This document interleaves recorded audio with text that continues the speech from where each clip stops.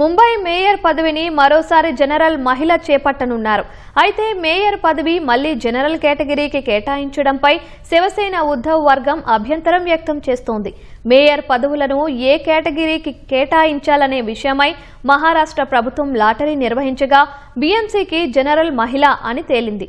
Pune, Dhule, BMC, Nanded, నవీ ముంబై, మాలేగావ్, మీరా Bhayandar, Nashik, Nagpur mayor పదవులు మహిళలకే reserve అయ్యి ఉన్నాయి.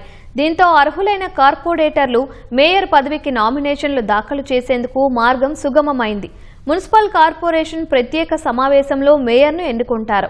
అయితే బృహన్ ముంబై కార్పొరేషన్ మేయర్ పదవిని జనరల్ మహిళకు కేటాయించడంపై శివసేన ఉద్ధవ్ వర్గం అభ్యంతరం వ్యక్తం చేస్తోంది.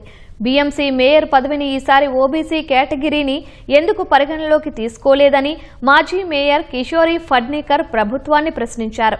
గతంలో 2 దఫాలుగా కూడా బీఎంసీ మేయర్ పదవి ఓపెన్ కేటగిరీలోనే ఉందని ఆమె గుర్తు చేశారు.